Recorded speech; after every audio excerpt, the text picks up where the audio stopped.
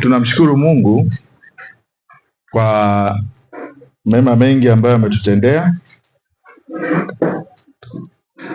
Asilimia kubwa tumeweza kukutana tena katika Sabato ya leo. Kwa wale ambao walikuwepo juma lililopita, tulijifunza nini?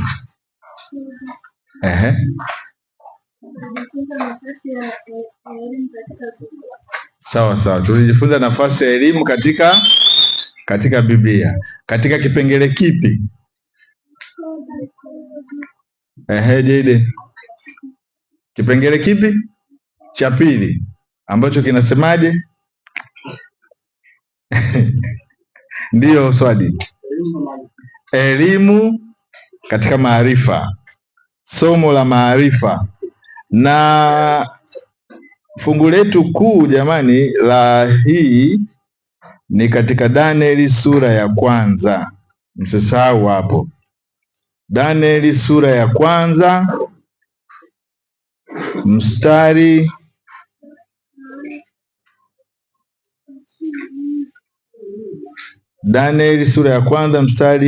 wa 4. Wakati mfalme Nebukadneza alipokuwa anahitaji vijana kutoka Yerusalemu ili wakapate elimu ile aliyokuwa anaiona yeye ni sahihi na kuweza kufanya kazi katika jumba la mfalme, kuna sifa alizihitaji za wale vijana. Alisema kwanza wawe wazuri wa nini? Na wasio na nini? Mawaa. Pili, wawe wajuzi wa nini? Wa hekima. Kwa hiyo kipengele cha kwanza cha elimu kilikuwa ni kujua nini? Hekima. Wawe na nini? Hekima. Hiyo hekima tuliangalia somo la hekima. Sifa ya pili, wawe werevu kwa sababu ya maarifa yao. Wawe werevu kwa sababu ya maarifa yao. Kwa hiyo kipengele cha pili ambacho mfalme alikihitaji pia katika upande wa elimu, wawe watu ambao wana maarifa. Wana nini? Maarifa. Hicho ndio kipengele cha pili ambacho tulikiangalia. Na kipengele cha tatu, wenye kufahamu elimu. Lakini hapa wenye kufahamu elimu maana yake wenye kujua au kufahamu science. Kwenye Kiingereza inasema wenye kuelewa science. Kwa hiyo mfalme katika upande wa vitu alivyokuwa na vitaji kwa hawa vijana katika swala la elimu, ilikuwa anahitaji vijana wenye hekima, sawa, wenye maarifa, ambao hayo maarifa yanawafanya wawe werevu. Tumesema werevu ni kama uhodari. Na tatu, wenye kuelewa science, ambao sasa ndio elimu imejengwa hapo, kwamba maana yake mtu huyu ana hekima, ana maarifa, hayo maarifa yanaletea output. Maarifa haya yanaleta matokeo, impact, outcome na impact kwa ujumla. Maana yake vile vitu sasa, mchakato wa kufanyika vile vitu vikaonekana, maana yake hawa watu wameelewa sasa elimu. Na tukajifunza kipindi cha nyuma kile kwamba hekima inatoka wapi? hekima inatoka wapi? Kumcha Bwana ndio chanzo cha nini? Kwa hiyo katika somo kuu la kwanza katika shule ya manabii ilikuwa lazima mtu amche Bwana. Kumcha Bwana, yaani hata kama unajua nini, lakini kama haumchi Bwana, hivyo vingine vyote ni bure.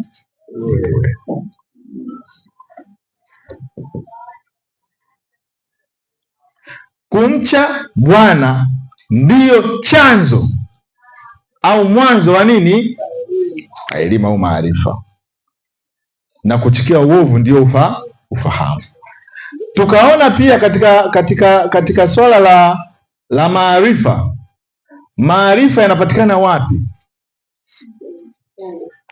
Anasema katika Mithali ile 2, kinywani mwake hutoka ufahamu na maarifa.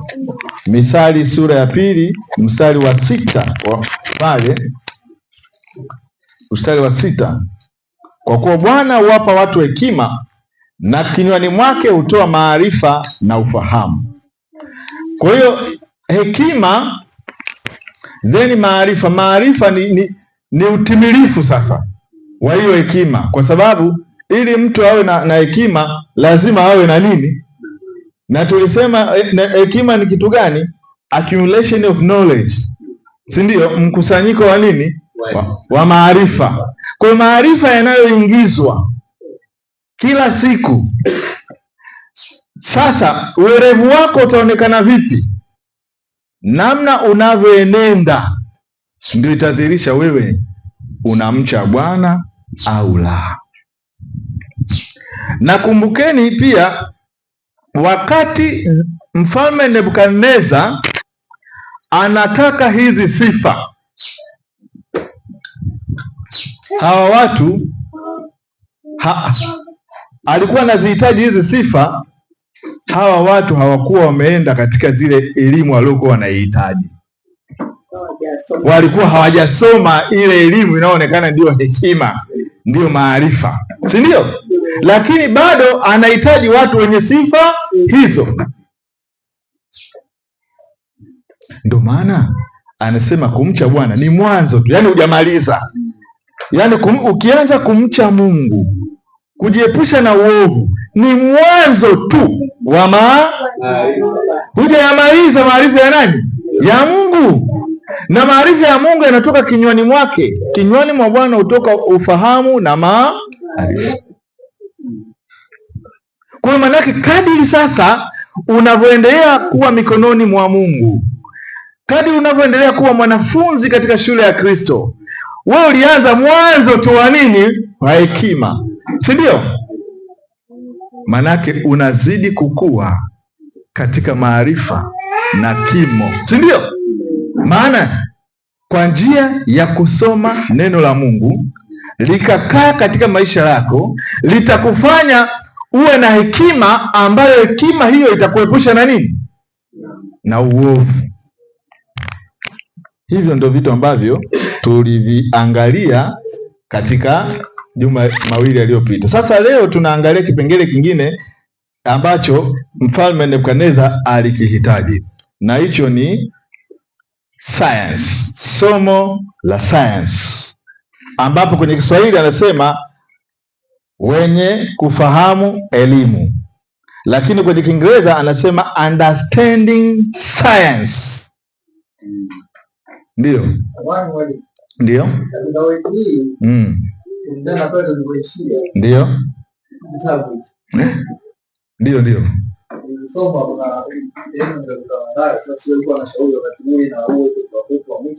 sawa.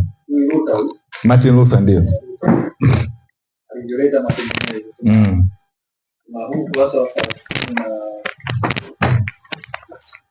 arobaini. Ndio kuna paragrafu ya kwanza katikati kidogo anasema, natoa shauri ya kwamba mtu yeyote asimpeleke mtoto wake katika skuli ambapo Biblia haifundishwi kama somo kuu. Ndio anasema tena kila skuli ambapo watu hawashughuliki kila mara na neno la Mungu, haina budi kupotoka kabisa.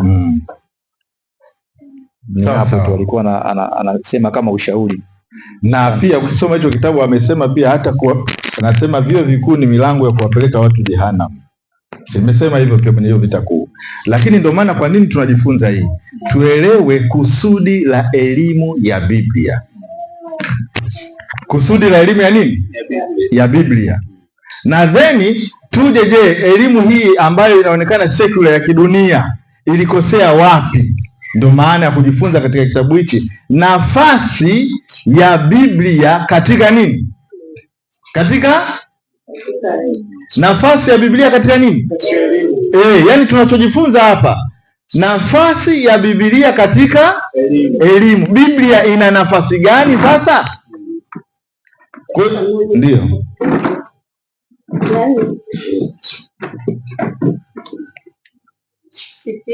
Ndio. Sipingi, ila tu natoa mawazo, hebu tuyalinganishe. Ndio. Wakati anaandika sijui ni mwaka gani, lakini nafikiri ni miaka 1800. Ndio.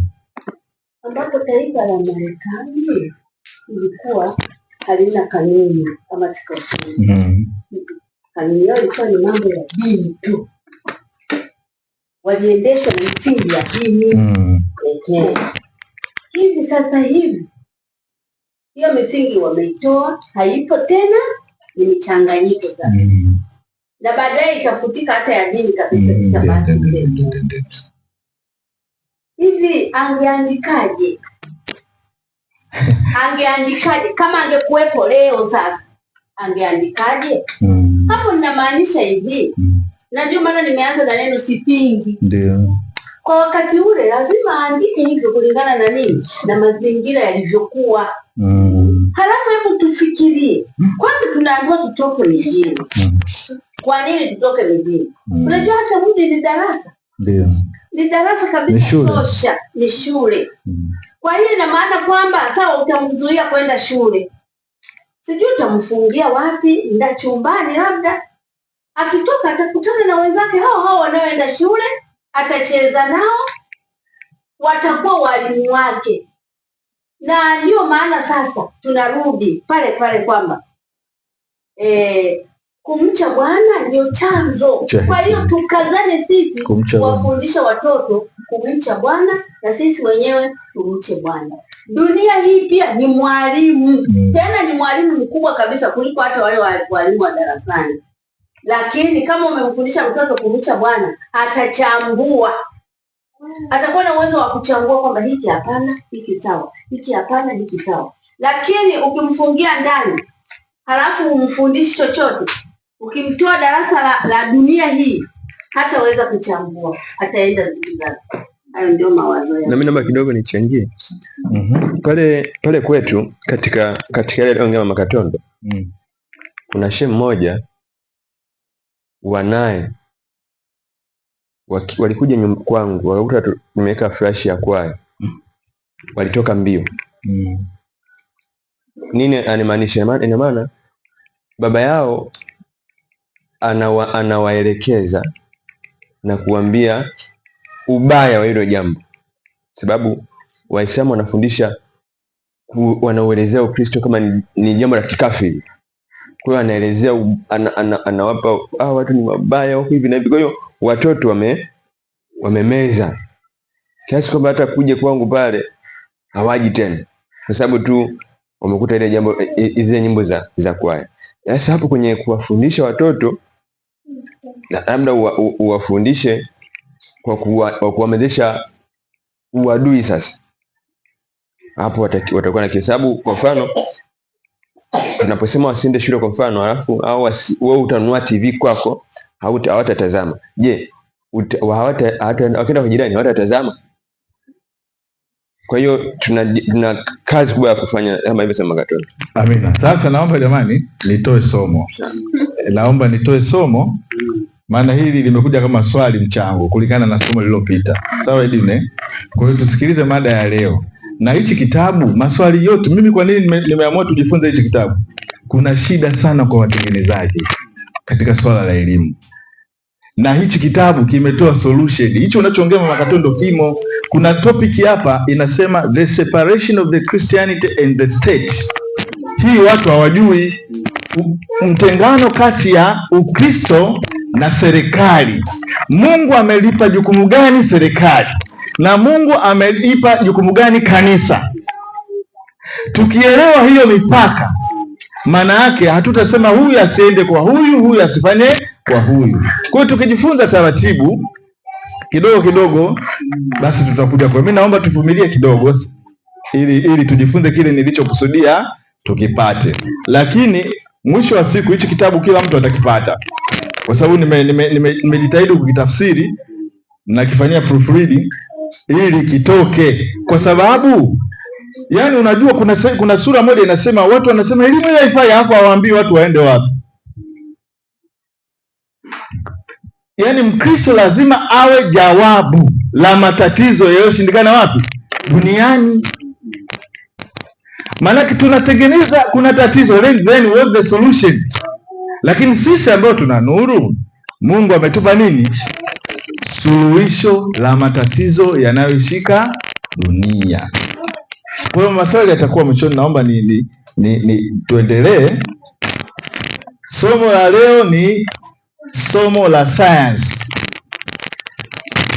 wenye kufahamu elimu. Kipengele cha 3 cha elimu ya Danieli ni kwamba alielewa science. Alielewa nini? Science. Hii ilikuwa nyongeza ya pili baada ya kupata hekima, alafu akapata nini? Maarifa. Baada ya maarifa sasa nyongeza nyingine ni nini? Kuelewa science, ambapo Kiswahili wamesema elimu. Hekima, maarifa na sayansi zilikuwa ni hizi 3 ambazo Mfalme Nebukadneza alizihitaji kwa hao vijana wanaotaka kwenda kufanya kazi katika jumba la mfalme. Danieli alikuwa, hekima ni kumcha Bwana. Hii ndiyo mwanzo wa maarifa. Danieli alikuwa hodari katika hekima yote. Alikuwa hodari katika kumcha Bwana, ambayo ndio hekima. Hii ilikuwa mwanzo wa maarifa. Danieli aliendelea kutoka mwanzo huu hadi kwenye nyongeza yake. Alikuwa amechunguza ukweli na kusoma jinsi mambo yalivyo, na hivyo akawa hodari katika maarifa. Na kutoka hapa kwa upande wake aliendelea hadi nyongeza yake, na akayapanga na kuyaweka kwa utaratibu maarifa yake, na hivyo akaielewa sayansi. Alielewa kumcha Bwana, alikuwa hodari katika maarifa, ndio ule werevu, na katika kuyafanyia kazi hayo yote akaelewa namna ya hayo mambo yanavyofanyika na akaishi kwa hayo. Huu ndio utaratibu wa kimungu katika elimu. Huu ndio utaratibu wa Mungu katika elimu. Kwanza, jambo la kwanza katika elimu ya Biblia, elimu ya mbinguni, jambo la kwanza ni kumcha Bwana. Hilo ndo la kwanza, ni kumcha nani? Bwana. Na kumcha Bwana ni kuchukia nini? Kwa hiyo wewe hata kama hujaenda huko, maisha yako yatadhihirisha kwamba wewe una hekima au la. Maana ndio jambo la msingi katika elimu ya Mungu, kumcha Bwana kama mwanzo na msingi wa maarifa yote. Pili, maarifa yanayopatikana kutoka katika uchunguzi wa makini wa ukweli na utafiti kwa bidii wa mambo katika nuru na katika msingi wa uhakika wa ukweli. Yaani maana yake, ili sasa uendelee kumcha Bwana, lazima uwe na bidii katika kuyatafuta hayo nini? Maarifa. Unayatafutaje? Danieli ile sura 9 anasema Danieli kwa kuvisoma nini? vitabu 9, Danieli 9. Danieli kwa kuvisoma nini? Vitabu. Alielewa ujumbe wa majuma 70 aliopewa nabii Yeremia. Angekaa tu hivi asingejua. Lakini alikuwa anajifunza kwa bidii. Neno la Mungu limeandikwa, nanyi mtanitafuta na kuniona mtakaponitafuta kwa mioyo yenu yote. Kwa maarifa na hekima ni vitu vinaendana pamoja. Huwezi kuwa na hekima kama huna nini? Maarifa. Na maarifa yanaingizwa kwa kufanyaje? Kusoma.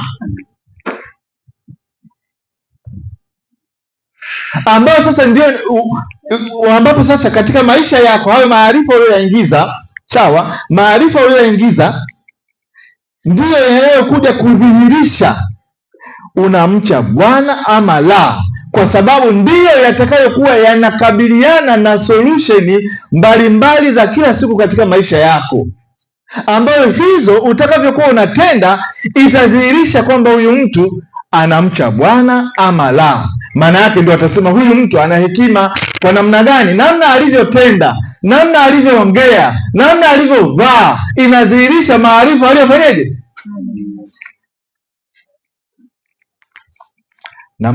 Na maarifa hayo tunayapata wapi? Kinywani mwake utoka ufahamu na maarifa, kinywani mwa Bwana.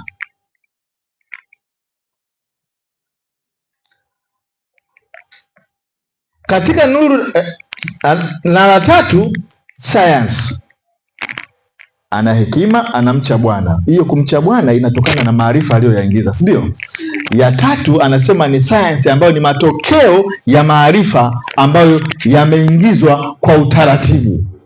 Ya tatu ni nini? Science, ambayo inaleta matokeo ya hayo maarifa yaliyofanyaje? Yaliingizwa kwa utaratibu.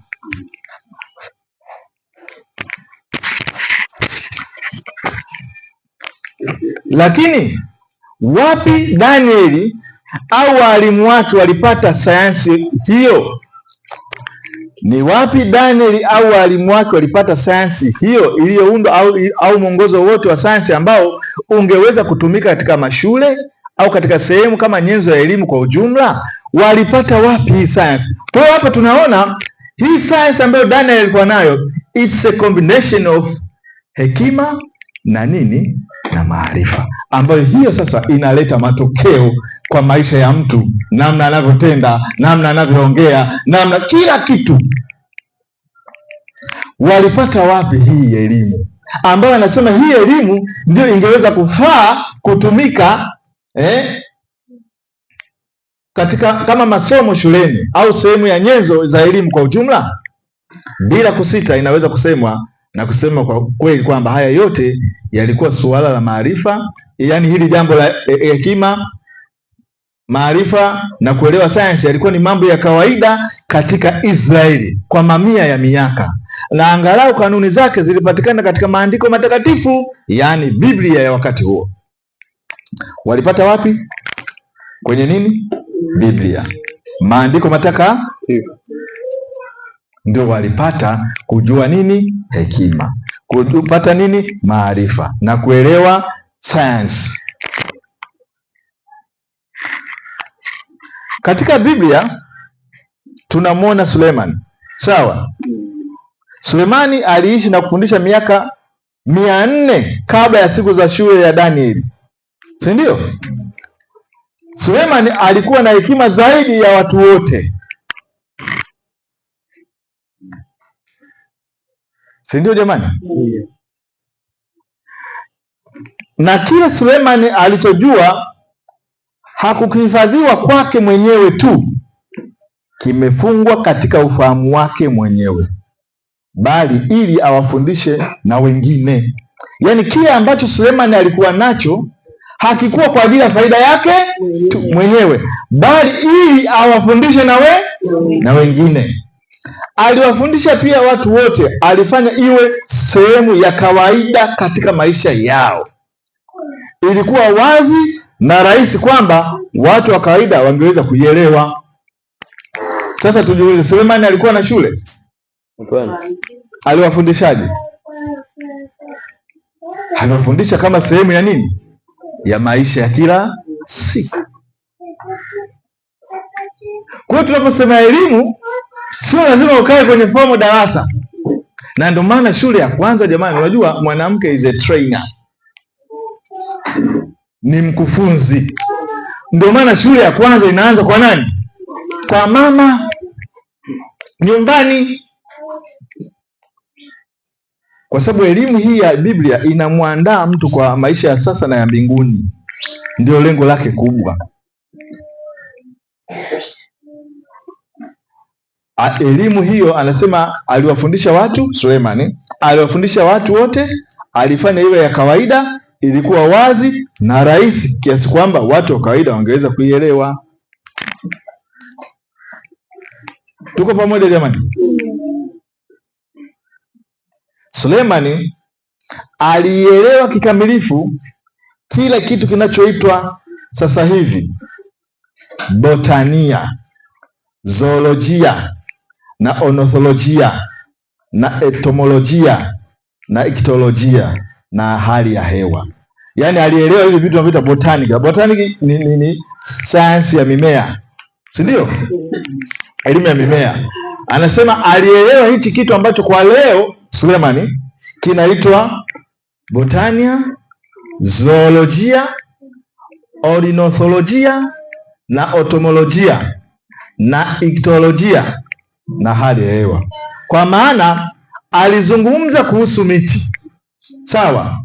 Alizungumza kuhusu miti kutoka mti wa mwerezi ulioko Lebanoni hadi hisopo inayochukua ukutani, na hivyo inaitwa botania. Elimu inayohusu mimea, miti na nini, alizungumza hiyo Sulemani. Sawa jamani? Hiyo botania ni elimu inayohusiana na mambo ya mimea, miti na kadhalika. Sulemani alijua hiyo, alizungumza kuhusu hivyo.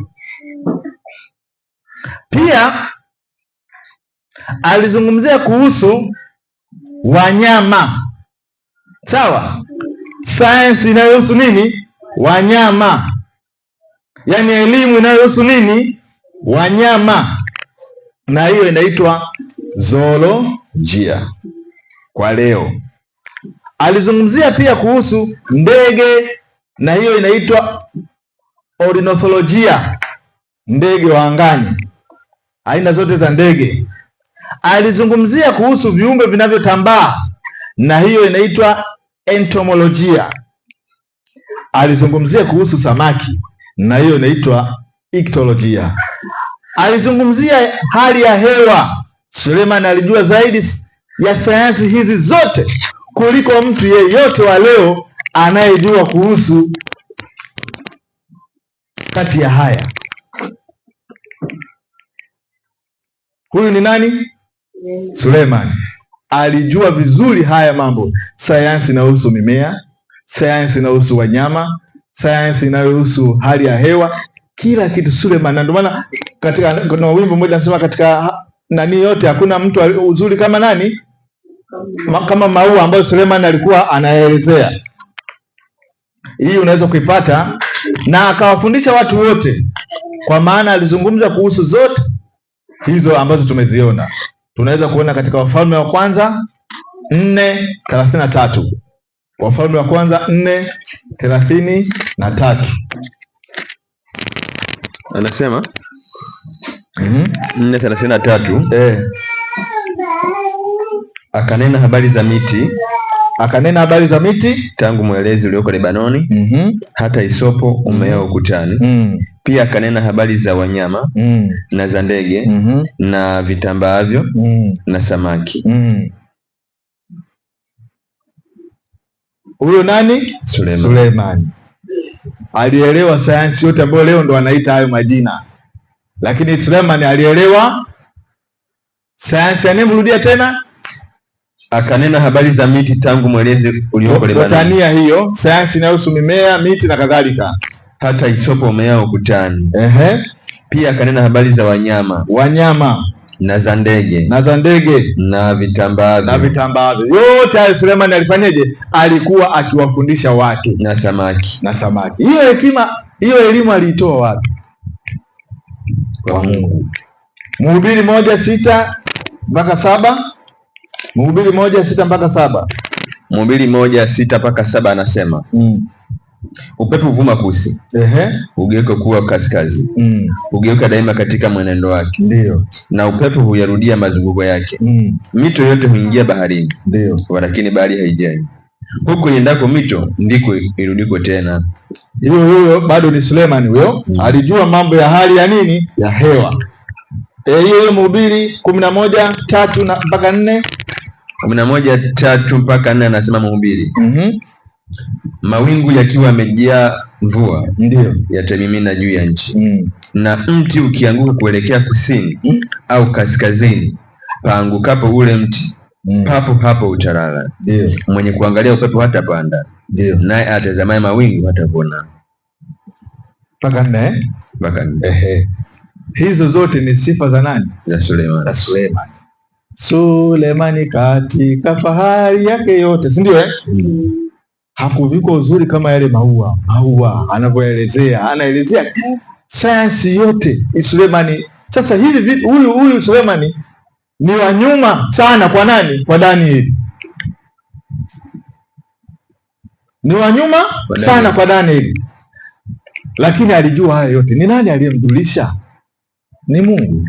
Na hivi vitu vilikuwa ni vya kawaida katika Israeli kufundishwa katika shule za manabii, na aliyatoa wapi? Katika Biblia wakati huo, katika maandiko matakatifu.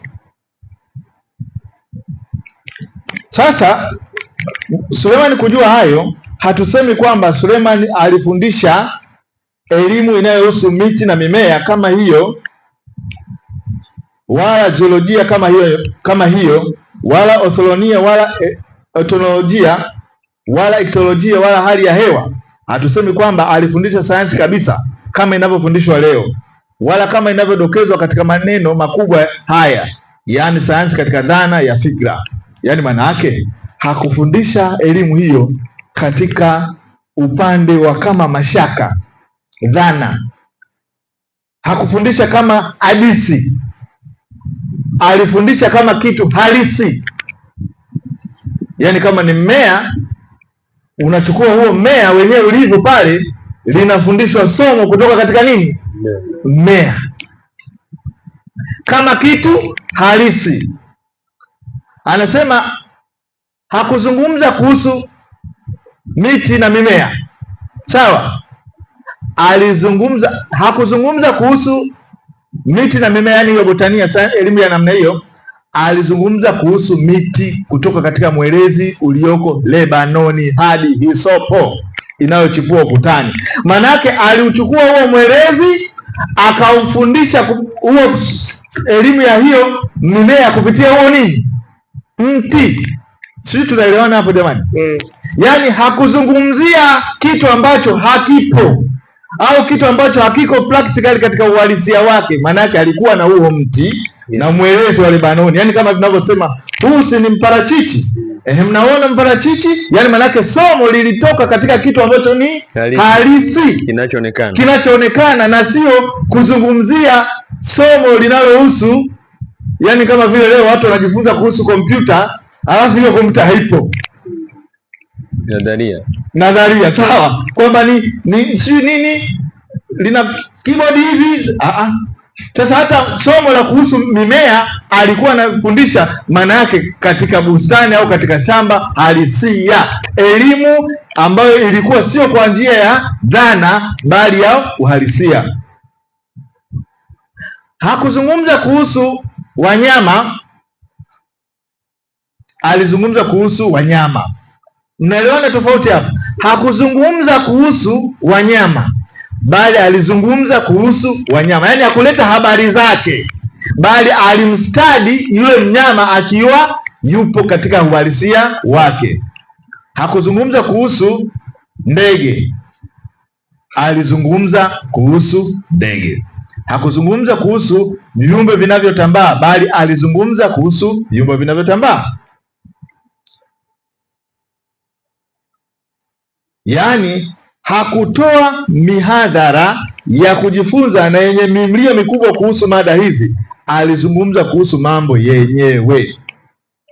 Maua yenyewe yalisomwa, maua yenyewe yalisomwa na kujadiliwa, si ua lililokatwa na kuchanika vipande na kila kipande kupewa jina lisiloweza kutamkwa kwa karibu.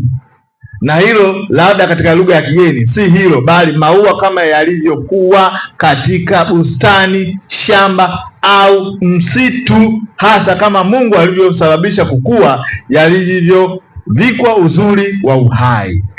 Mnaelewa hapa tofauti? Yaani maana yake tunaenda sasa, yaani hata huko shuleni hivyo ndio vitu vinavyotakiwa kufanyeje? Ndio yetu somo la maarifa, sayansi kimu, si ndio? Maana yake unaenda shambani, unaonyeshwa mbegu inavyopandwa na namna mmea, yaani unajifunza kitu halisi, sio kujifunza tu. Unajua mchicha unakuwa hivi, unafanya hivi, lakini hujawahi kuuona.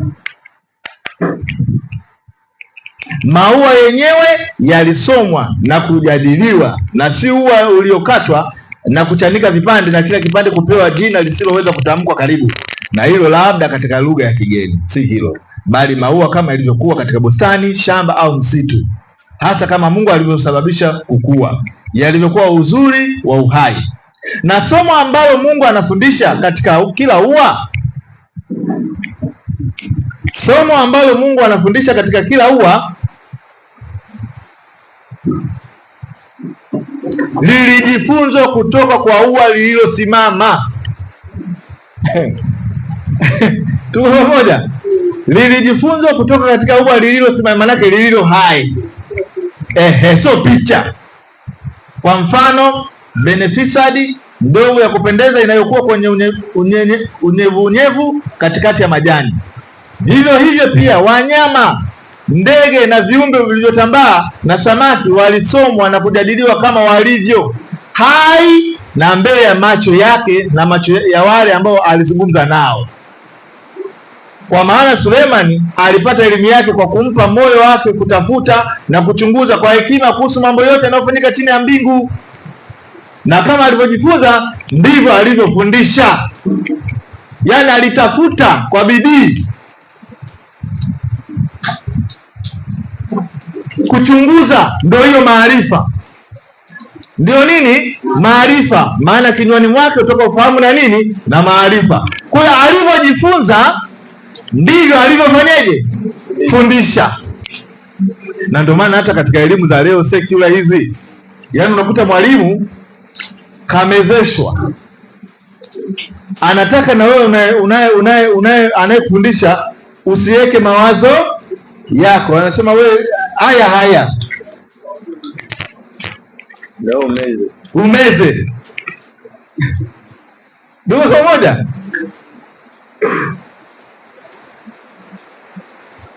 Kama alivyojifunza ndivyo alivyofundisha. Hivyo maana yake nini sasa? Hapa tunapata elimu hii ambayo Sulemani alijifunza ni elimu ya uhalisia katika vitu vilivyokuwa vinafanyika uhalisia. Yaani kusomea mambo yalivyo na sio kuhusu habari za hayo mambo, sio habari za kitu, bali unakijifunza kitu chenyewe kilicho hai na uhalisia. Jamani, tusiogope hizi mvua zinapita tu za mwezi wa 6 huu, hamna mvua ya kutusumbua, ni rasharasha. Hiyo ndiyo njia ambayo science ilifundishwa na kujifunzwa katika Israeli. Na ndio maana jamani, duniani kuna watu wenye akili sana kama Waisraeli. Marekani ile ustadi wake wote kwa sababu kuna Wayahudi wengi pale. Hizi simu hizi ni Mwisraeli, na ndio maana anasema labda wewe ili asikupate usitumie hiyo elimu. Manake ndio iliyokuwepo wakati ule, walikuwa wanajifunza vitu halisi, kitu chenyewe. Ana stadi kuhusu embe, mti wa muembe wenyewe shambani, sio kuleta habari za kuhusu muembe na hujawahi kuona. Si ndio kile kilimo cha kakao Brazil? Unajifunza habari za huko, wewe hujawahi kuona hata huo mkakao huko. Hivyo ndivyo ilivyokuwa inafundishwa katika Israeli, ambapo kumcha Bwana ndio ilikuwa mwanzo wa maarifa yote. Haya sasa yanawezekanaje? Lazima kumcha Bwana kuwe ndiyo jambo la kwanza. Ukishamcha Bwana, kujitenga na uovu, kinywani mwake sasa anakupa nini? Maarifa na ufahamu. Maarifa ambayo yanaingizwa kwa juhudi ya wewe kujifunza maandiko vizuri. Unapojifunza sawa, Mungu anakupa ufahamu, yaani unaelewa kwa haraka, kwa sababu si limetoka kinywani mwake, na kinywani mwake yeye anatoa maarifa na ufahamu. Kwa hiyo manake yeye ambaye anakufundisha, kama tulivyoona juzi, anayekuambia maarifa, maana yeye anayo. Kwa hiyo maana katika elimu ya Biblia, sawa jamani, elimu ya mbinguni hii, huwezi kufundisha kitu ambacho wewe hauko hivyo, maana utafundisha tofauti. Sasa hivi jaribu kuangalia katika mtaratibu wa namna hiyo, ni kitu ambacho unaweza kuanzisha darasa hiyo kwa leo na ndio maana ongea watu tumeambiwa watoke vijijini kule, ndio unaweza ukastadi vitu vya namna hiyo, ukalima matembele yako ukawafundisha watoto. Mnaona, yaani unajua hii mambo ya shambani hii inafundisha sana watoto. Mimi nakumbuka wakati tuko wadogo kule bonde la Msimbazi, ilikuwa hamna hata nyumba, tulikuwa tunalima spinach. Yaani mwenyewe unakuwa na juhudi ya kwenda bondeni, kwenda kutafuta kidumu umwagilie, na unafurahi kuona ule mmea uliopanda unavyokuwa siku hata siku.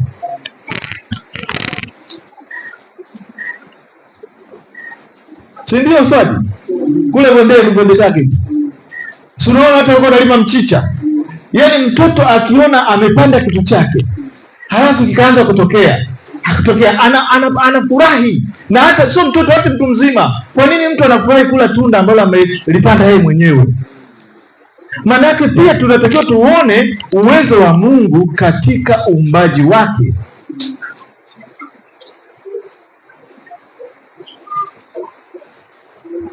Kuna mtu mmoja nikawa mtoto wa Nyerere, sio anaitwa Ana yule, alikuwa anaeleza kwenye TV namna nyumbani kwake anavyopanda mboga, lakini hatumii madawa ya chemical mbolea. Yaani mfano kama hapa makopo yale, badala ya kupanda ua lisilo na faida, unapanda ua ambalo linaleta faida. Manake unapanda nyanya chungu ambapo unapata ile kijani, lakini unapata lile tunda ambalo ni mboga. Unapata kitunguu, unapata jani, lakini chini yake unapata nini? Kitunguu. Sasa anasema alikuwa anatumia vitunguu saumu, pilipili, ndio vya kuua wadudu, na mbolea za kawaida hizi za kuku na ng'ombe. Yaani pilipili, kitunguu saumu. Hata mimi ninapopanda pale nyumbani sinunui dawa za kule. Kitunguu saumu unavisaga, unaviloweka, asubuhi unanyoshea. Hamna mdudu anayekula, kwa sababu hata kwa kula vitunguu saumu jamani, ukila vitunguu saumu hata mbu hakufurahii. Yaani mbu hawezi kukung'ata, atakuja lakini anaondoka, hafurahii ile harufu kwa sababu ya nini kimewekwa? Mungu ameweka katika kitunguu saumu nyenzo kemiko ya asili ambayo inafanya uponyaji ndani yake kwa binadamu na nini na mimea. Na ndio maana mimi mara nyingi niko kwenye hizi tiba asilia, ninavyowaambia watu, ukitaka upone kwa tiba asilia yoyote, lazima ulaji wako na kuchukua hizi sasa lishe zilizo katika formula vitali, yani vishabihiane, yani kuwe na ile kutali, yani vinafanana. Maanake ninapokupa limao kama dozi ni kwa sababu kuna upungufu wa kutolitumia hilo limao ndani ya mwili. Sasa ili ilete matokeo mazuri katika mwili wako, lazima ule ulaji wa kila siku viendane na kile unachokiingiza kama dawa. Kwa lazima vitali, yani vishabihiane, vikuwe pamoja, vio compromise kwamba amekula nini? Matembele, tunaweka dozi ya nini? Ya limao, vinaenda. Amekula nini? Njegere, tumeweka dozi ya nini? Kitunguu saumu, vinatali. Kwa sababu kitunguu saumu kimetoka ardhini, matembele yametoka ardhini, nutrient, virutubisho vyote vimetoka kwenye ardhi, ambavyo na wewe mwanadamu umetoka kwenye udongo. Kwa hiyo huu udongo uliochovya hizi nutrient kupitia mimea na nini, ndivyo vinavyotakiwa viboreshe udongo huu ambao umepata matatizo. Lakini kama wewe tunakupa limao, kitunguu saumu, umeingiza kitimoto, tunakupa havitali, vinaachana. Kama wewe tunakupa kitunguu saumu na limao, umeingiza sijui nyama choma, yani they are separate. Anasema wewe umeniingizia kitu gani kigeni? Na ndio maana nawaambia wazi, kama huwezi kuacha hivi vyakula, katumie dawa zako za antibiotic. Hizi hazitakusaidia kwa sababu hizi, yani kutakuwa na upinzani. Kutakuwa na nini? Upinzani. Huwezi kufanikiwa katika vitu vya asili alafu unajilia ovyo ovyo. Never. Sasa elimu hii katika shule hazifundishwi. Si tunajifunza katika shule ya Mungu hapa, na unavyosoma neno la Mungu, si ndio? Si ndio hivyo? Tuko pamoja jamani? Ndio maana kule wanakwambia katika sayansi ya dunia, nyama ndiyo protini daraja la ngapi? La kwanza. Si ndio wote tulivyosoma? Mimi nilikuwa na agi hiyo. Hapa tumeona Suleiman amejifunza sayansi ya mimea, sayansi ya wanyama, sayansi ya ndege, sayansi sio ya nini, yani elimu kuhusu hivyo vitu. Hivi huyu ng'ombe amekula nini mpaka akapata afya? Ng'ombe kapata wapi protini? Kapata wapi minerals? Kapata wapi vitamins? Amepata wapi fibers? Alafu wewe unamtamani ng'ombe aliyekula majani, ambapo sasa ipi inakuwa the second, ng'ombe au mimea? Ng'ombe. Kwa sababu wanyama tunavyojua hawawezi kujitengenezea chakula, sharti wategemee mimea, ndio source virutubisho vyote. Lakini sasa kule tunaambiwa hii ndio daraja la kwanza.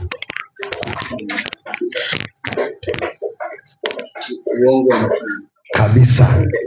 Kwa sababu basi ng'ombe angekufa kwa kukosa protini, au mbuzi.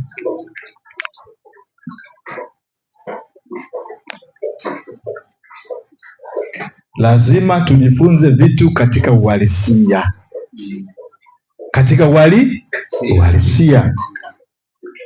Na hiyo ndio ilikuwa elimu ya kawaida kabisa katika Israeli. Yaani lilikuwa jambo la kawaida. Waisraeli wa leo ni nani? Ni mimi na nani? Na wewe. Elimu hii tunaipataje? ambayo ndio Sulemani alikuwa nayo, ikaenda ikaleta impact, ikaja mpaka kipindi cha kina Danieli.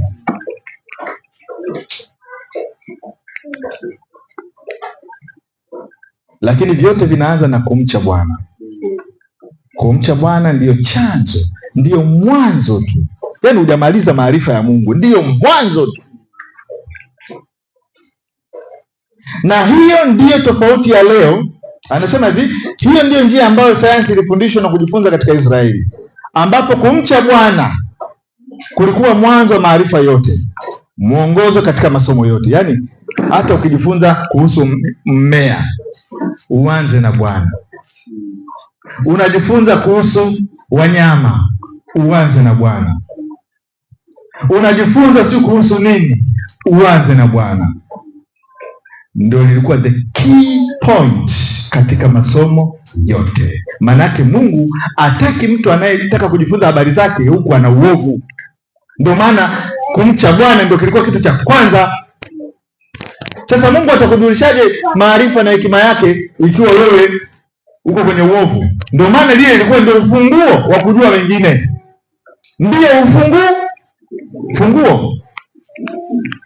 Kwa hiyo huwezi kujua mambo mazuri ya mbingu katika sayansi yake kama hekima ya mbinguni haipo.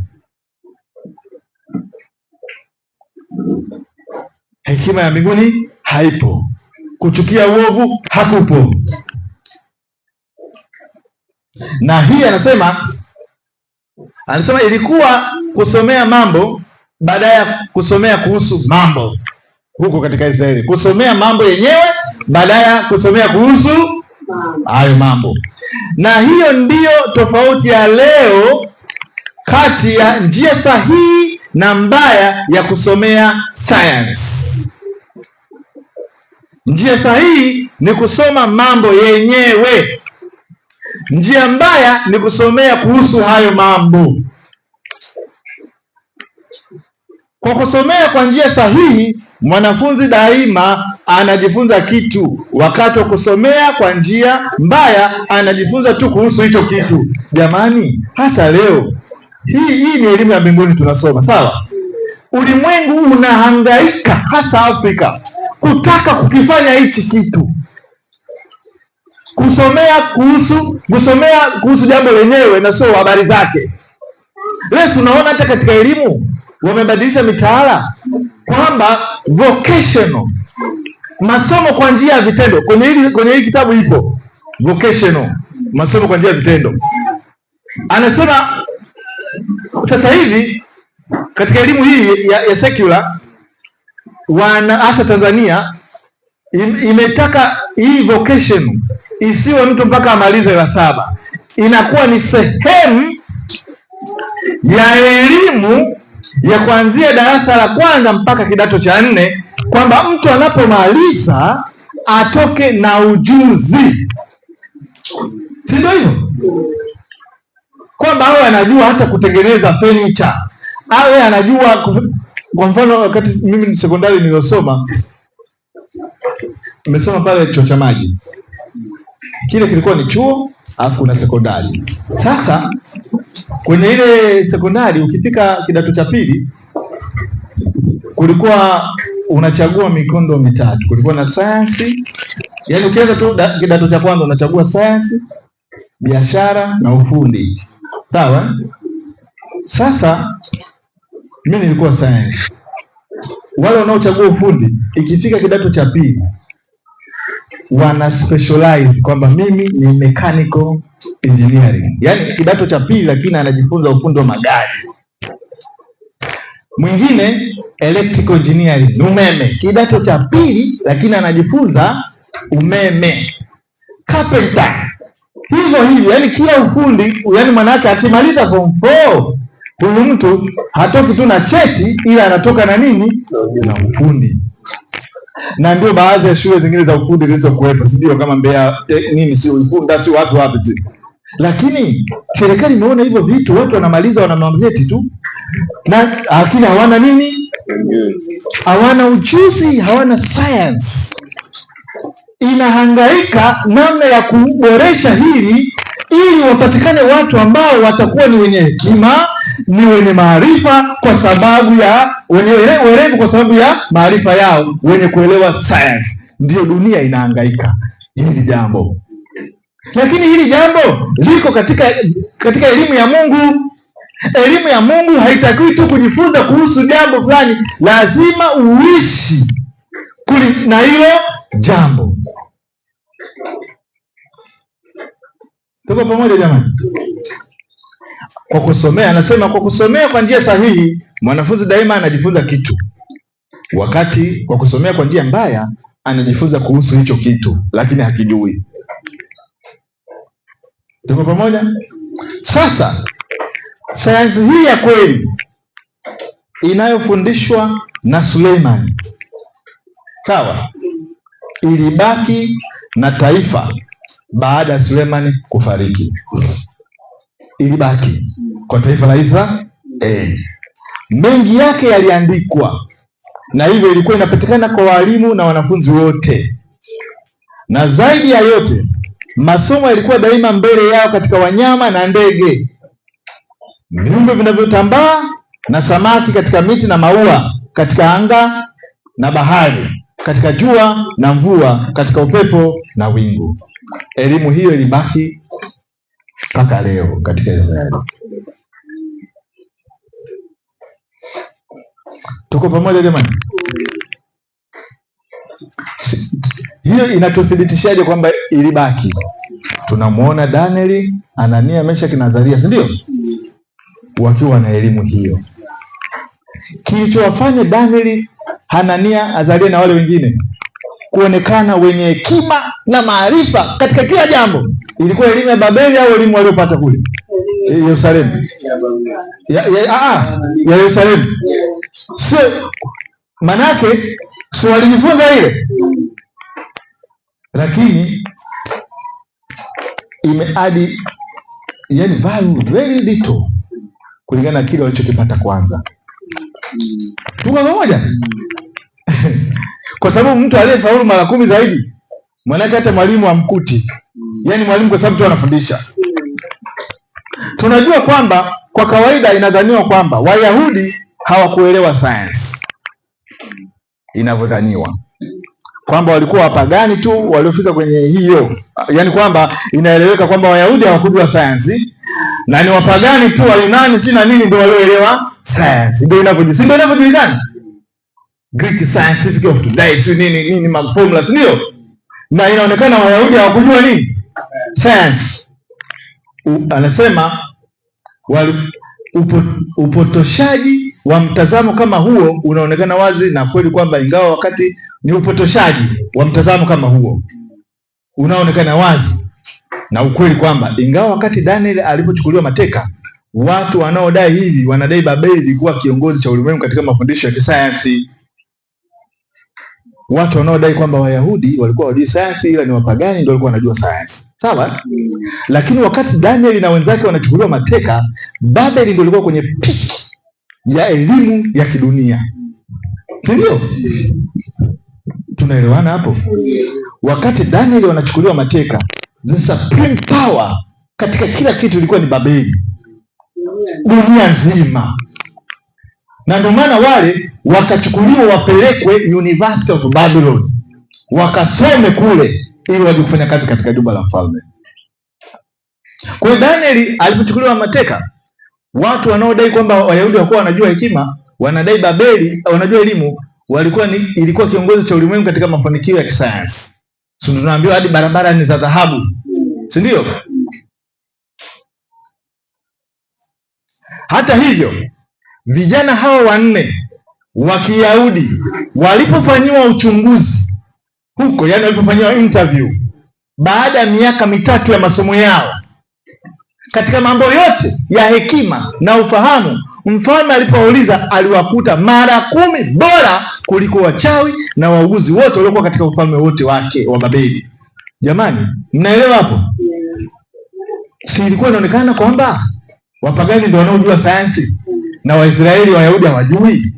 Wakina Daniel wakachukuliwa kwenda kusoma, baada ya miaka 3 wanaitwa kwenye interview Hakuna watu waliokuwa wanaonekana na hekima, maarifa katika kila jambo alilowauliza mfalme.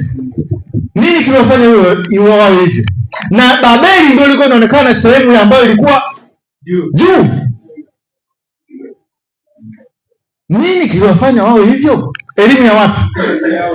Awali, elimu yao ya awali ambao waliipata kule Yerusalemu. Elimu ya Babeli iliwabadilisha, vijana wa miaka 20 nasi ndio huenda ambapo tena wajifunza hiyo elimu ya Babeli na lugha, na kule walikuwa ni wanafunzi, ambapo walikuwa watu wa Yerusalemu ni wengi, ambao wengine wangesema tu tuache tuendelee na maisha yetu kama kawaida, kwani nani anatuona huku? Lakini kile kilichoingizwa kule katika familia zao, katika shule za Israeli, hakikutoka katika akili zao, na ndivyo kilikuwa chanzo. Danieli 1:20, wachawi, waaguzi hawa na kadhalika walikuwa wanasayansi wa Babeli, si ndio? Ambao walishindwa na nani? Na kina Danieli. Na wao walikuwa wachawi, waaguzi hawa na kadhalika walikuwa wanasayansi wa Babeli. Baadhi yao walikuwa waalimu. Tuko pamoja jamani? Baadhi ya hao walikuwa ni waalimu katika shule ya Babeli ambapo kina Danieli walikuwa wanasoma, ambayo Danieli alilazimika kusoma, alilazimika kwenda na kusomea. Yaani wale wachawi na wenye hekima wa Babeli, si ndio? Baadhi yao walikuwa ndio walimu, ambapo kina Danieli wenye hekima ya mbinguni walibidi wasome, kwa sababu walihitajiwa vijana wenye hekima na maarifa. Alafu walimu wanaokufundisha ni wa Kibabeli, ni wachawi wenye hekima ya Babeli. Wewe wa mbinguni unafundishwa na mwalimu wa Kibabeli, lakini walitoroka. Haya, tunaendelea. Hata hivyo, siku ya usahili na uchunguzi ilipofika, Danieli na wenzake walithibitika kuwa mara 10 zaidi kuliko wowote wao. Wanafundishwa na walimu wa Kibabeli, wachawi wa Kibabeli, lakini kwenye usahili hakuna walioonekana wenye hekima kama nani? Mara ngapi?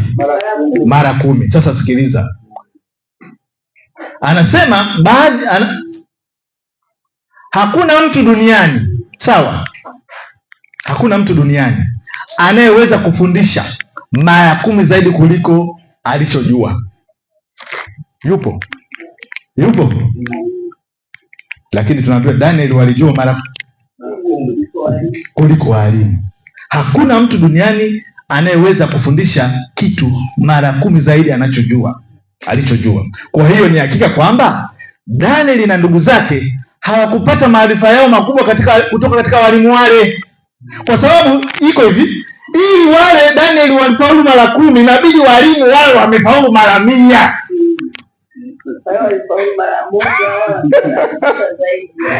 Yes, ndio maana yake. Yaani wewe mwanafunzi amekuzidi mara 10, na maana ni moja tu. Anasema kwa hivyo ni hakika kwamba Danieli na ndugu zake hawakupata maarifa yao makubwa kutoka katika walimu wale, waliyapata kutoka katika maandiko matakatifu, maandiko yao wenyewe, chini ya mafundisho ya Roho Mtakatifu, chini ya mafundisho ya Roho wa Mungu aliyoyapata. Kwa maneno mengine, waliendelea huko Babeli, sawa? Waliendelea huko Babeli mfumo huo wa masomo ambao waliufuata zamani, waliendelea huko Babeli.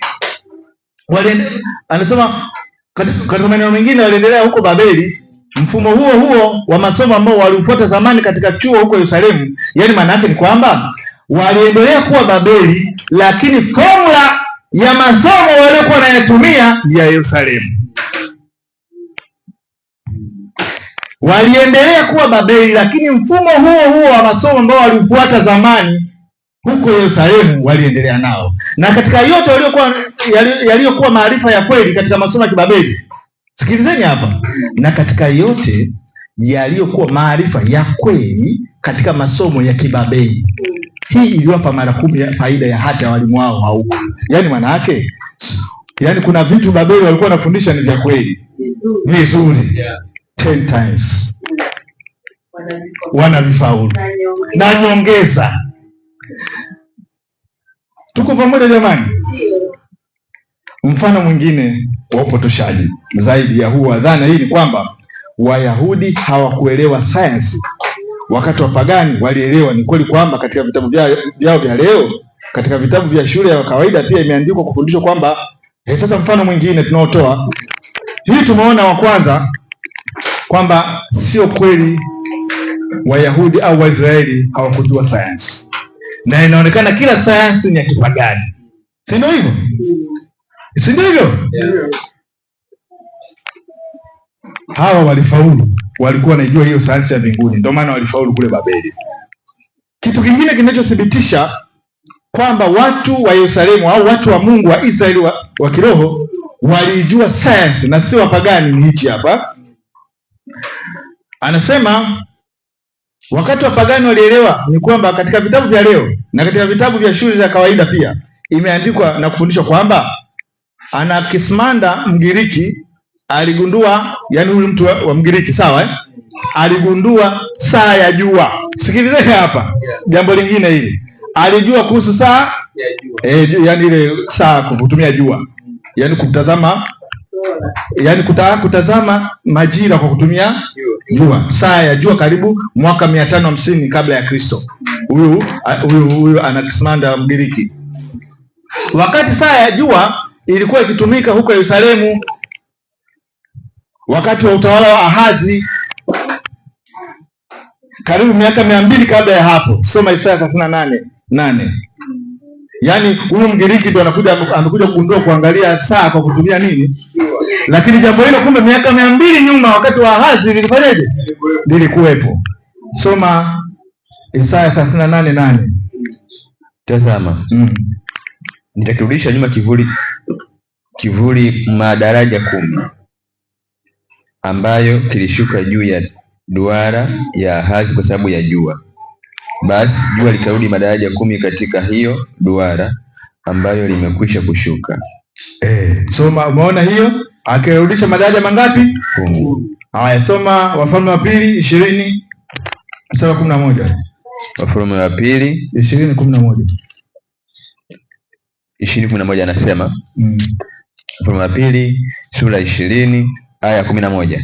Anasema Isaya nabii akamlilia Bwana, akakirudisha nyuma kile kivuli madaraja 10 ambayo kilikuwa kimeshuka katika madaraja ya Ahazi.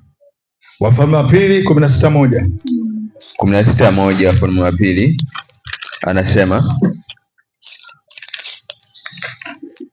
katika mwaka wa 17 wa Peka mwana wa Remalia, Ahazi mwana wa Yothamu mfalme wa Yuda alianza kutawala. Alikuwa na umri wa miaka 20 alipoanza kutawala. Akatawala miaka 16 katika Yerusalemu, wala kufanya mema machoni pa Bwana Mungu wake kama Daudi babaye, lakini aliendea njia ya wafalme wa Israeli, hata kampitisha mwanawe motoni sawasawa na machukizo ya mataifa, sasa machukizo ya mataifa Bwana aliyowafukuza mbele ya wana wa Israeli.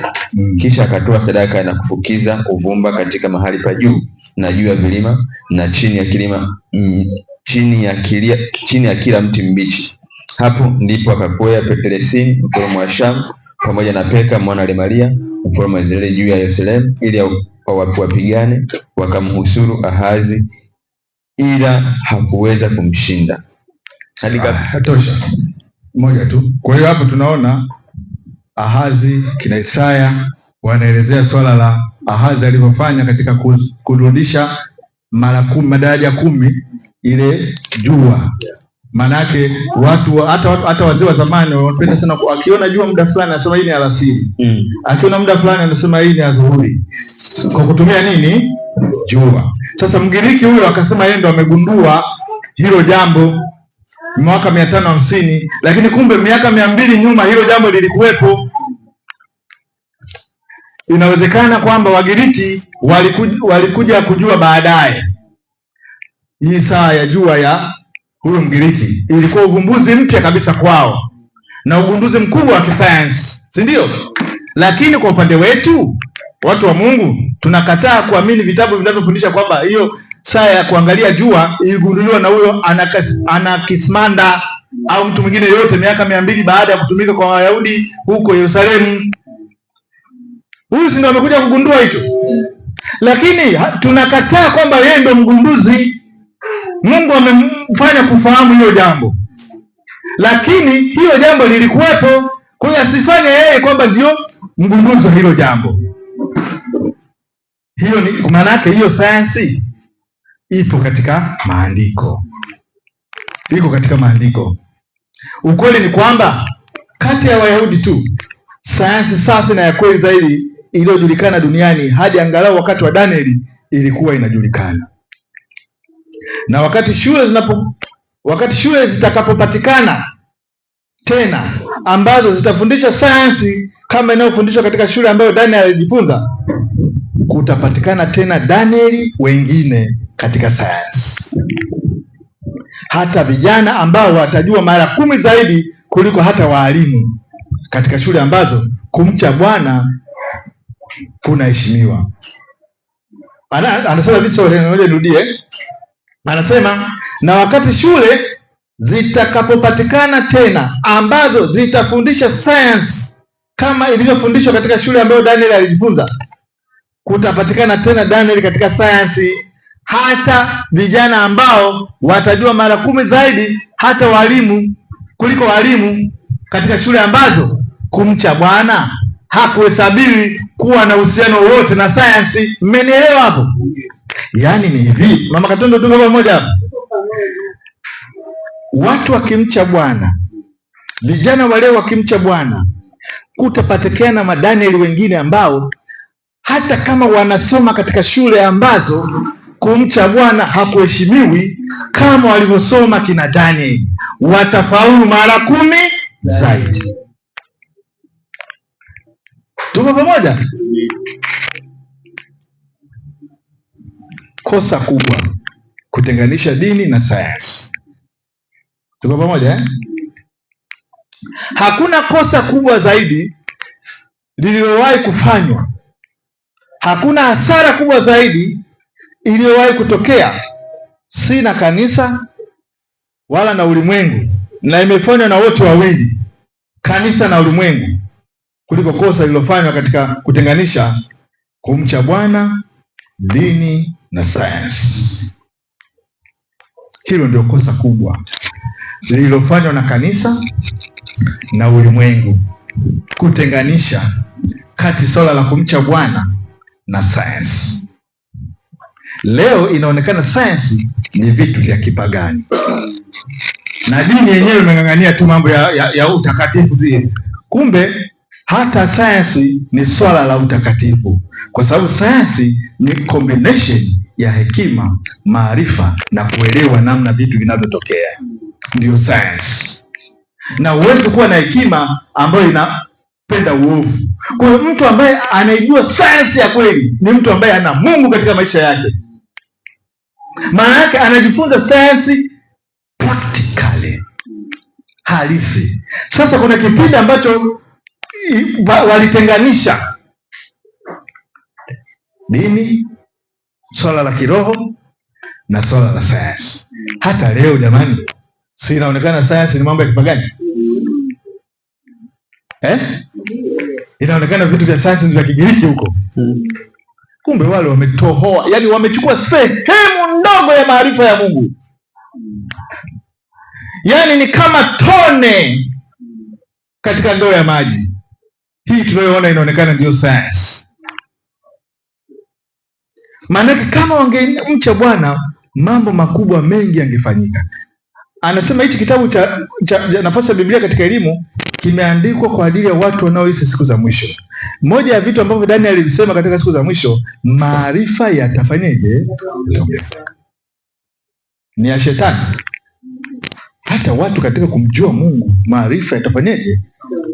Yes, maana kinywani mwake utoa ufahamu na nini? Kwa nini tuseme maarifa ya dunia tu yanaongezeka, wakati yanaongezeka sisi tunatakiwa yaongezeke mara 10 zaidi? yaongezeke mara ngapi? Mara 10 zaidi, kwa sababu wao wana sehemu ndogo.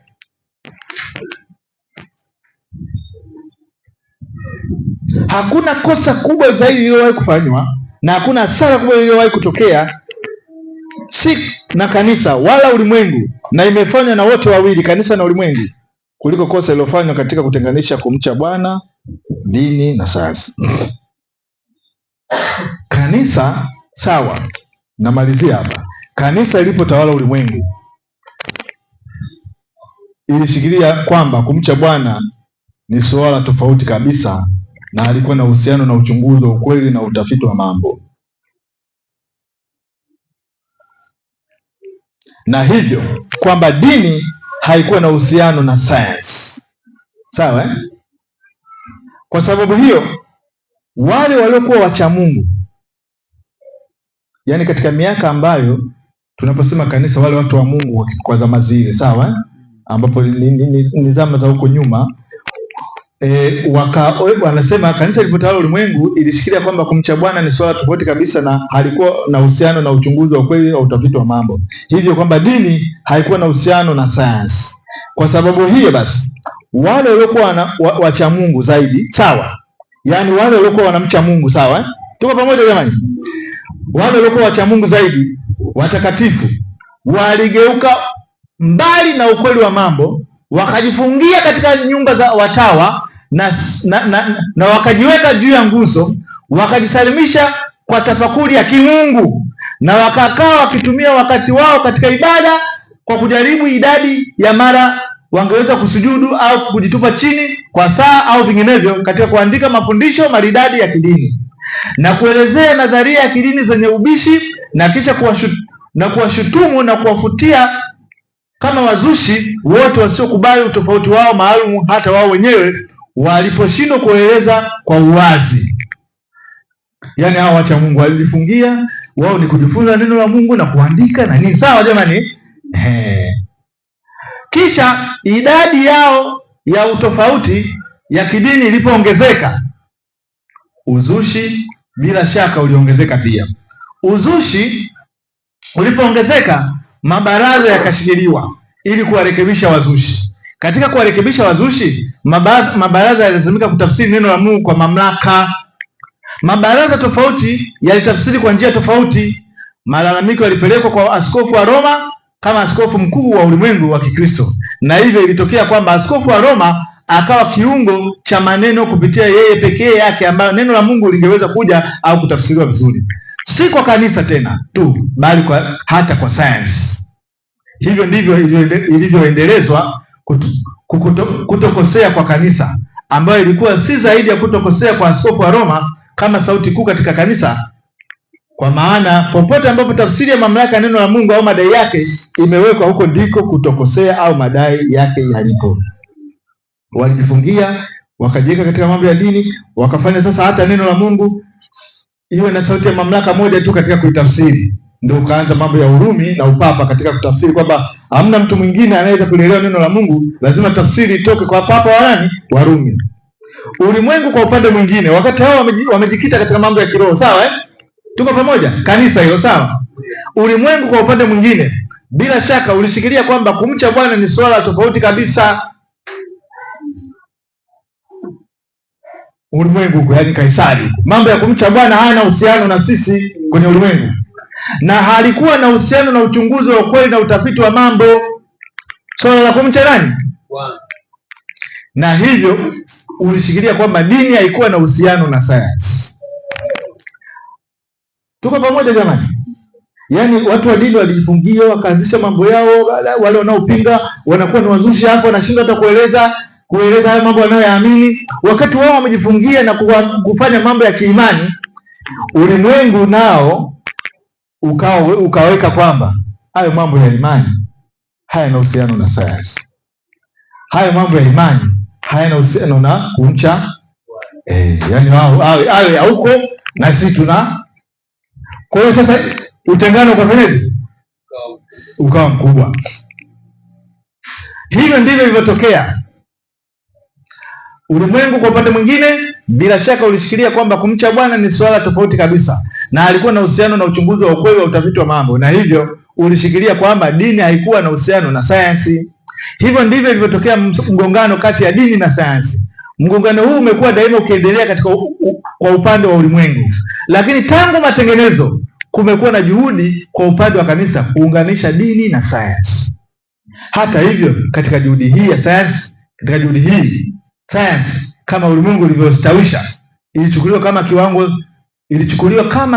kiwango, na kumcha Bwana dini kilifanya kionekane ni kitu kingine. Sisi tunaelewana hapo? Yaani kadri ulimwengu ulivyoenda, mgongano ukatokea. Ulimwengu wao wakashikilia kwamba mambo ya sayansi hayana uhusiano na mambo ya kumcha Bwana.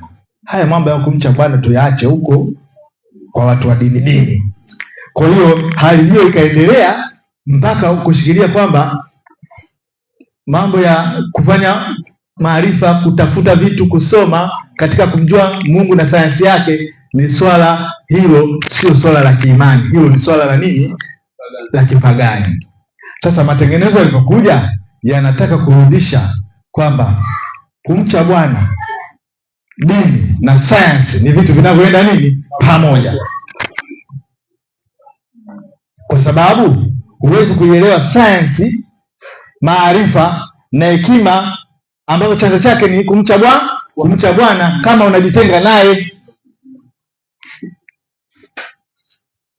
Lakini sayansi hii ilijengwa bila kumcha Mungu, na katika kesi nyingi katika upinzani wa moja kwa moja nao, hii ilipokubaliwa na kanisa kama kiwango ambacho kumcha Bwana lazima kilingane nacho, ambacho kumcha Bwana lazima kupimwe kwalo, hii ilikuwa kufanya sayansi, na hata sayansi inayoitwa hivyo, kuwa ya uongo. Yaani sasa wakaingiza ile sayansi ya ulimwengu sasa kwamba basi ikubalike kanisani, ambayo vipimo hata vya mambo ya kiroho vinapimwa na vigezo vya nini? Vya kidunia. Hiyo sayansi ambayo sasa ulimwengu ulivyoacha. Kwa hiyo ulimwengu ulijenga sayansi au elimu ambayo imemwacha nani? Imemwacha Mungu. Sayansi hii ilijengwa bila kumcha Mungu, na katika kesi nyingi katika upinzani wa moja kwa moja nao, na hii ilipokubaliwa na kanisa, hiyo elimu hiyo, sawa, na kanisa kama kiwango ambacho kumcha Bwana lazima kilingane nacho, na ambalo kumcha Bwana lazima kupimwe kwalo, hii ilikuwa kufanya sayansi, na hata sayansi inayoitwa hivyo, kuwa kwa uongo, kuwa mwanzo wa maarifa na kumcha Bwana mwisho. Badala ya kumcha Bwana kuwa mwanzo, sayansi ya kweli ya mwisho. Sayansi ilifanya kichwa na kumcha Bwana mkia. Tuko pamoja? Ile sayansi ambayo ilichukuliwa na ulimwengu walivyotenganisha. Kwa hiyo ikaonekana kumcha Bwana ni jambo la nini? La mwisho. Alafu sayansi ile ya ulimwengu ndio jambo la nini? La kwanza. Sayansi ilifanywa kichwa na kumcha Bwana mkia, na hivyo neno la Mungu ambalo kwa njia yake pekee ya kumcha Bwana kunaweza kupatikana, kilifanywa hata na kanisa kitegemee sayansi ya kibinadamu na hata sayansi ya upinzani. Neno la Bwana lazima litafsiriwe na sayansi hiyo ya kidunia, hii ya kibinadamu na ya upinzani. Hivyo makafiri kupitia sayansi hii ambayo kanisa ilitegemea, wakawa viungo vya maneno kupitia ambavyo peke yake neno la Mungu lingeweza kuja kutafsiriwa vizuri hata kwa kanisa. Yaani maana yake ni nini? Kanisa sasa likawa badala ya kutegemea neno la Mungu linategemea ufafanuzi kutoka katika sayansi hii ya ulimwengu, kwa sababu walitenganisha swala la kumcha Bwana na nini? Sayansi. Mwisho wake walimwengu walipokuja na vyao, kanisa likachukua vile. Kwa hiyo kumcha Bwana ikawa kama ni sehemu tu ya ziada, na elimu ile ya kidunia ikapata nini? Nafasi ambayo waliacha iende bila swala la kumcha nani? Mcha Bwana. Na mwisho wa siku sasa, hata kanisa lilivyoungana na ulimwengu, sawa, lilivyoungana na hiyo elimu ya nani? Ya kisayansi ya ulimwengu, ikawa hata neno la Mungu sasa inabidi lipimwe kwa kupitia hiyo sayansi, kupitia hiyo sayansi. Na hivyo inakuwa hii anasema neno la Mungu lisingeweza kuja likatafsiriwa vizuri hata kwa kanisa na hivyo inakuwa haraka kutokosea kwa sayansi, ambayo itakapokamilika itakuwa si zaidi ya kutokosea kwa amri ya sauti kuu ya sayansi inayosemwa na Cathedral. Namalizia. Ukweli wa milele ni kwamba dini ya kweli, sawa. Tunapomalizia, kumbuka somo letu ni somo kutoka katika sayansi, ambapo ndiko kipengele cha 3 katika elimu ya nani? Ya ndani. Tuko pamoja jamani? Tunamalizia. Ukweli wa milele ni kwamba dini ya kweli na sayansi ya kweli havitenganishwi. Tumeona watu wa Mungu walipokosea, kosa lilipotokea katika hicho kipindi cha kanisa, kipindi cha Roma kile, walipotenganisha kati ya kumcha Bwana na sayansi. Kwa hiyo kumcha Bwana likaonekana ni jambo la imani, na walimwengu wao wakazama kwenye sayansi ambayo ikawa haina chanzo, ambayo ni kumcha nini? Kwa hiyo walipoenda na ile sayansi ambayo haina chanzo, ambayo ni kumcha Bwana, wakazama kule. Walipozama kule, mwisho wa siku kanisa lilipokuja kuungana na ulimwengu, ikawa ile sayansi tayari imeshafanyaje? Ishaharibiwa.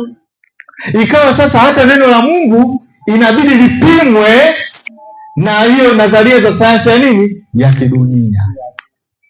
Tunaelewana hapa jamani? Lakini vilitakiwa watu wa Mungu sayansi, elimu ya kuelewa maarifa viende sambamba na kumcha nani? Kumcha Mungu.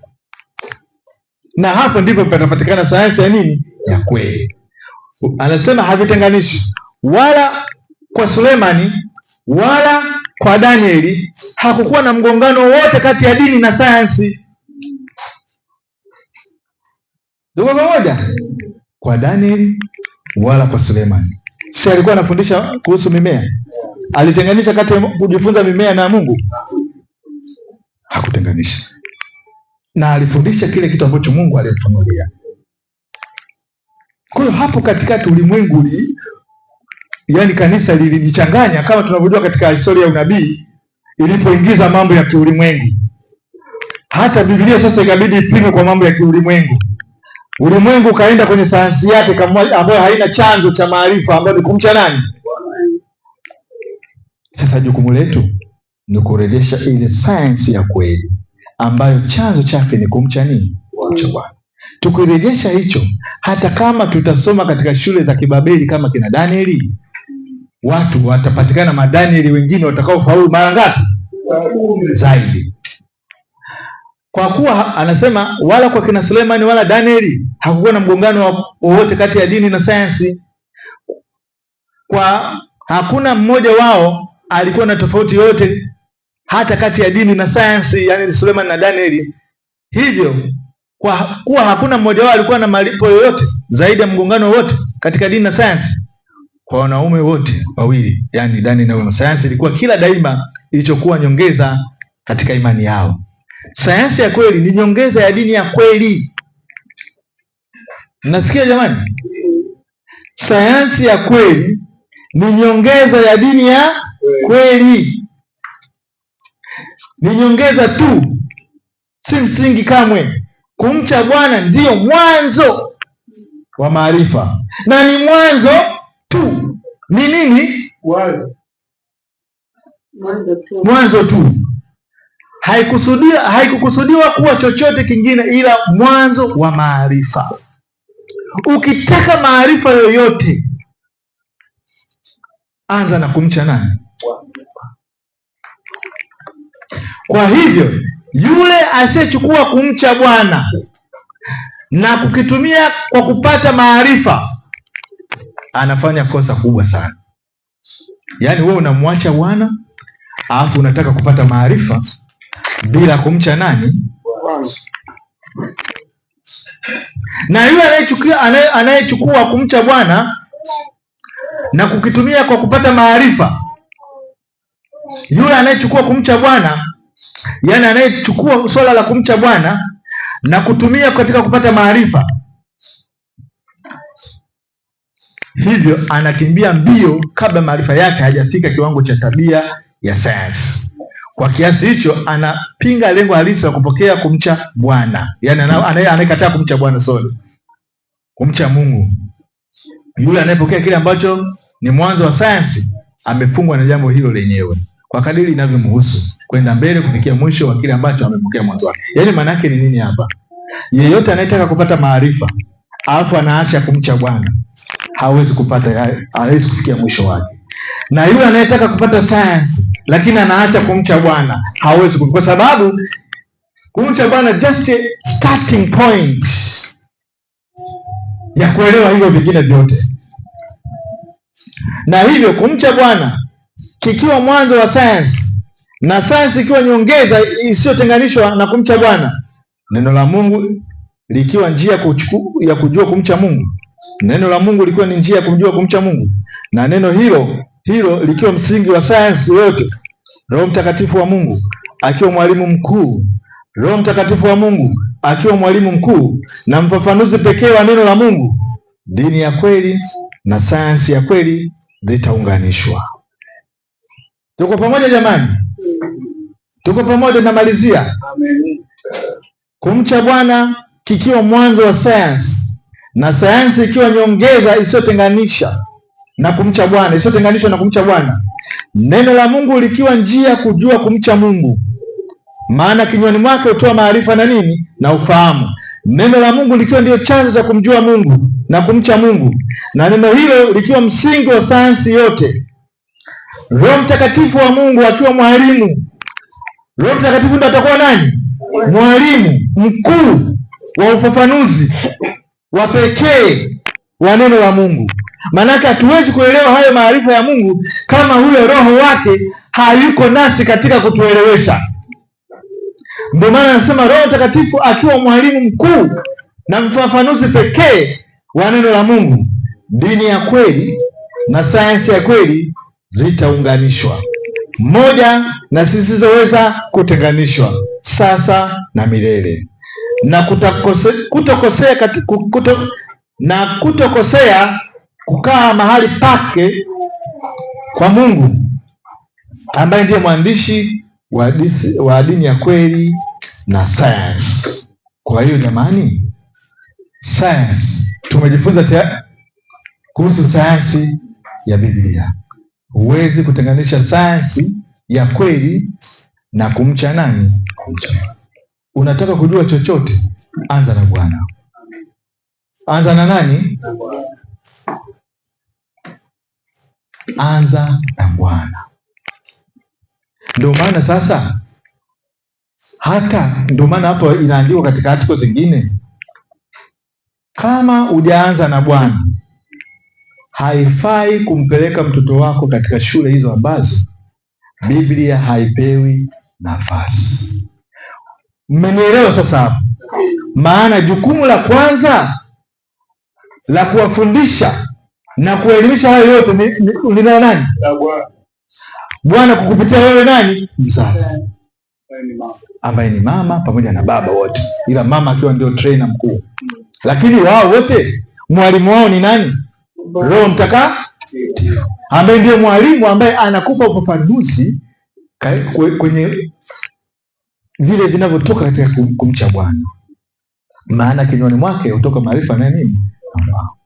Kwa hiyo lazima tuweze kujua nini makusudio ya elimu ya mbinguni na nini kilisababisha mpaka makaja hayo mengine yote ya mambo ya kiulimwengu. Ni watu walipotenganisha kati ya kumcha Bwana, dini na sayansi. Walipotenganisha hivyo, sayansi ya kiulimwengu ikaenda bila kumcha Bwana, matokeo yake ndio ikatumika kama kipimo katika mambo ya imani. Leo tunaona hata watu wanaosoma theology, wanaosoma elimu za kidunia za mambo ya dini, unakuta wanasema mwana falsafa mmoja anasema, yaani badala ya watu kutoa mifano Biblia inavyosema, anasema Aristotle, Socrates anavyosema. Maana yake sayansi ya kidunia mawazo ya wanadamu yamepata nafasi dhidi ya nini? Ya Biblia. Mbona hatuweki sema kama Daniel anavyosema tukanukuu hivyo, si ndio? Hii lakini angalia wengi waliobobea katika elimu za kidunia wanatukuza mawazo ya wanadamu badala ya kuyatukuza mawazo ya nani? Ndivyo ilikuwa inafanyika kwa kina Daniel? Hapana. Si walisoma University of Babylon? Si walisoma? Lakini nini ilikuwa kilichowabeba tumesoma hapa katika maisha yao yote na kote walikopitia kina Daniel, kilichowafanya na waliishi kwa mfumo wa elimu ya wapi? Yerusalemu. Ingawa walikuwa wapi? Babeli. Tuko katika dunia ya leo ambayo ni Babeli. Kuna mtu alipanga aje duniani? Eti niambieni, kuna mtu aliyepanga aje duniani tena aje Dar es Salaam tena aje Tabata au azaliwe Mbulahati au Kigogo? Kuna mtu alipanga? Kila mtu ana circumstance yake alivyo kupitia wazazi na nini iliyomfanya awe katika Babeli. Na ndivyo ilivyokuwa, hata ilivyokuwa circumstance iliyofanya kina Daniel wawe Babeli. Si ndio? Sasa hatuwezi kusema wale kuna sababu iliyowapeleka. Wewe kuna sababu iliyokuleta duniani? Uliosababisha wewe? Sasa Mungu anataka jina lake litukuzwe kupitia wewe. Na linafanyikaje hiyo? Kutotekwa na mambo ya kibabeli, ya kidunia. Cha kwanza, jirishe maarifa ya Mungu. Jipatie ufahamu na hekima. Maana Bwana hutoa hekima na nini? Maarifa na nini? Na ufahamu. Hivi ndivyo vitu ambavyo Mfalme Nebukadneza alivihitaji kwa wale vijana. Alivihitaji kwa wale kabla hawajapewa elimu ya nini? Ya Wakaldayo, ya Kibabeli. Na kumbuka kama tulivyosoma, walifundishwa na walimu ambao ni wa Kibabeli. Walifundishwa na watu wenye maarifa ya Kibabeli, wachawi wa Babeli, wenye hekima wa Babeli. Lakini tunaona kina Daniel walifaulu mara 10 zaidi. Manake hata wale walimu hawakuwakuta kwa hekima na maarifa waliokuwa nayo. Kinachotakiwa kwetu ni nini? Kila mmoja wetu hapa sasa ajiulize,